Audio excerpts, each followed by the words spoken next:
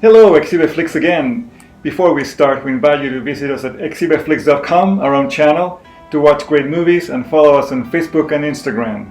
Today we will talk about another great film director. Stanley Kubrick was raised in the Bronx, and he was born on July 26, 1928, and died on March 7, 1999. He attended public school 3 and 90. When Kubrick was 12 years old, his father Jack taught him chess. The game remained a lifelong interest of Kubrick's, appearing on many of his films. At age 13, Kubrick's father bought him a Graflex camera, triggering a fascination with still photography.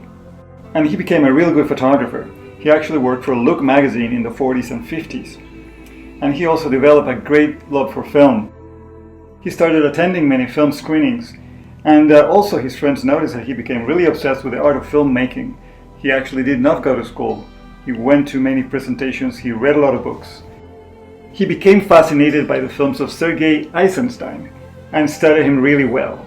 He also started making films and made a film where his uncle actually became the executive producer. All of these caught the attention of Hollywood, and his first movie was produced by United Artists in 1956, The Killing. This was followed by Paths of Glory, his first collaboration with Kirk Douglas in a World War I movie. Paths of Glory from 1957 became Kubrick's first significant commercial success and established him as an up-and-coming young filmmaker. Critics praised the film's unsentimental, spare, and unvarnished combat scenes and its raw black and white cinematography. The New York Times wrote, "The close, hard eye of Mr. Kubrick's sullen camera bores directly into the minds of scheming men and into the hearts of patient, frightened soldiers who have to accept orders to die." In February 1959, Kubrick received a phone call from Kirk Douglas asking him to direct Spartacus, based on the true life story of the historical figure Spartacus and the events of the Third Servile War. Douglas hired Kubrick for a reported fee of $150,000 to take over direction soon after he fired director Anthony Mann. Kubrick had at 31 already directed 4 feature films, and this became his largest by far, with a cast of over 10,000 and a budget of $6 million.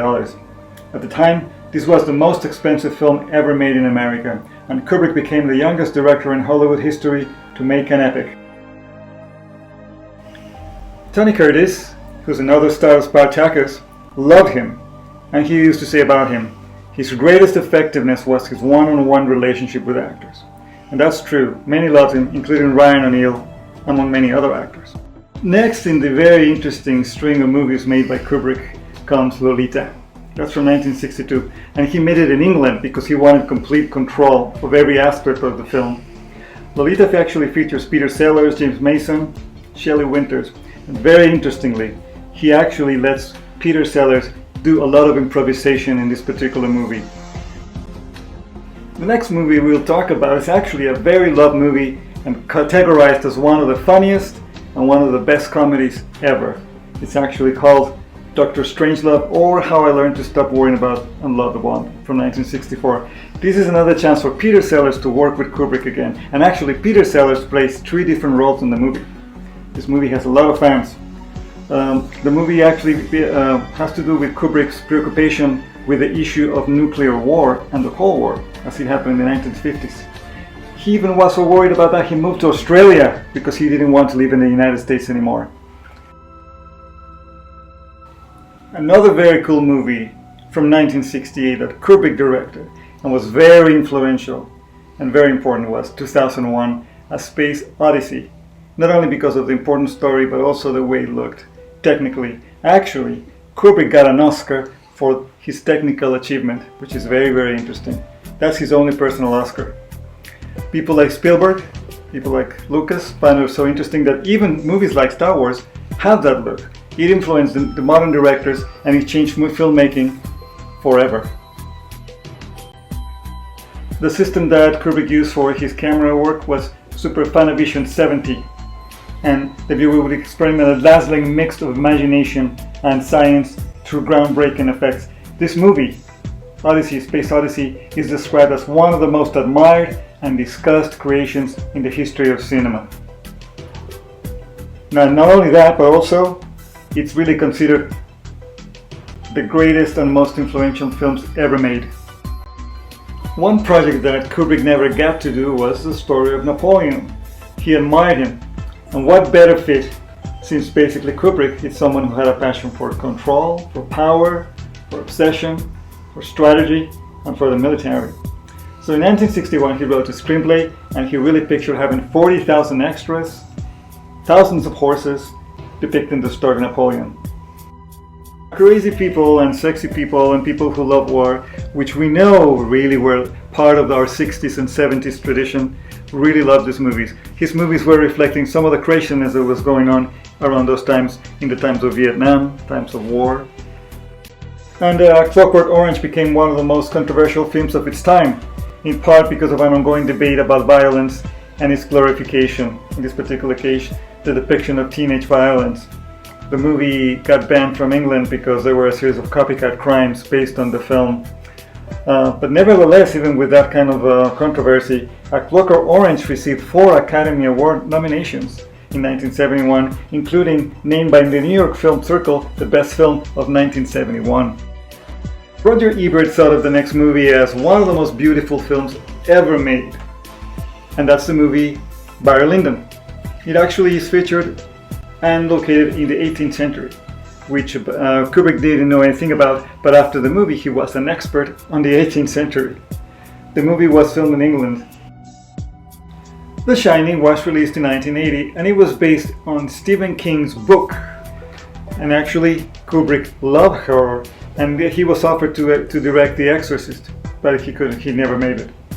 In the movie you have Jack Nicholson and Shelley Duvall, who had nightmares after working with him. They finally ended up hating him because he demanded from them 70 to 80 retakes of the same scene. So he started becoming known around Hollywood because he was so perfectionist. But anyway, in the end, the movie did really well. The movie became one of the classics on horror. And people knew that it was hard to work with him, but they knew the movies were really, really good.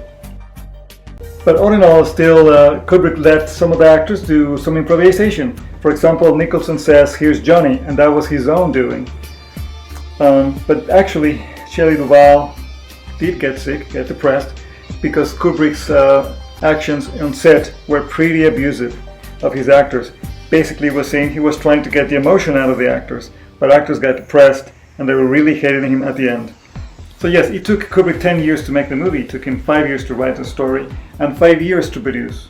So a lot of obstacles, a lot of events, but the movie did some other good things. For example, you film lovers, you would find it interesting that he utilized the Steadicam to really good use. He actually was one of the first directors to use Steadicam. Kubrick's final film was Eyes Wide Shut from 1999, and that starred A Famous Marriage from then, which was Tom Cruise and Nicole Kidman. And the movie had some mixed reviews again, like the way it was with Clockwork Orange and Lolita. It was actually censored before it came out. But people like Roger Ebert liked it, and some other critics liked it as well. But again, as with every sexual topic, there's controversy. Again, some critics liked it, some people disliked it, but Kubrick was really happy with the movie. He was almost 70 years old, almost the time of his death, when he was working on it. And just as he finished editing, he passed away, so he never saw the film, shown to the public. And Stanley Kubrick had some issues with his personality, something like obsessive compulsive disorder. He was a hoarder. He kept boxes and boxes with his stuff, which he never threw away. Had 7 dogs, 4 donkeys, 16 cats, and then all were just hanging around his studio in his house. So that's very peculiar. He had very interesting and peculiar likes and interests. He really loved Mexican films and international films. Loved director Emilio Indo Fernandez because, probably we can think, because of the similar personalities. They're strong personalities and very aggressive, and yet they were also great film directors. He loved the movie The Jerk with Steve Martin. He was very reclusive. He treated people in a very strange way, and he preferably liked to be hiding in his house and not seeing people, avoiding Hollywood, the Hollywood movement, avoiding all the stars and whistles out of the public. So a very peculiar personality, but we really love his legacy and the films he made, because they were really great films. Scorsese said that he actually was influenced by his boxing movie to make Raging Bull. It is also very interesting to know that if there's not a bathroom scene in that movie, that's not a Kubrick movie. He loves showing a bathroom in all of his movies. But yeah, even with that, he was really influential. He had this relationship with Tom Cruise and Nicole Kidman in Eyes Wide Shut about these taboos in sexuality, and it is known that he actually was causing a lot of friction in their life. All of Stanley Kubrick's films, from Paths of Glory until the end of his career, except for The Shining, were nominated for Academy Awards or Golden Globe Awards in various categories. Really, the only film that got him an Oscar was 2001: A Space Odyssey for Best Special Visual Effects. On March 7, 1999, 6 days after screening a final cut of Eyes Wide Shut for his family and the stars, Kubrick died in his sleep at the age of 70, suffering a heart attack. Thank you for watching! What is your favorite Stanley Kubrick movie, and what other topics would you like us to analyze? Have you subscribed to this channel? Ring the bell to be notified of new videos, share our content, like us, and also follow us on Facebook, Instagram, and Twitter. And what are you waiting for? Visit us at EXHIBEFLIX.com for great movies and follow other film lovers.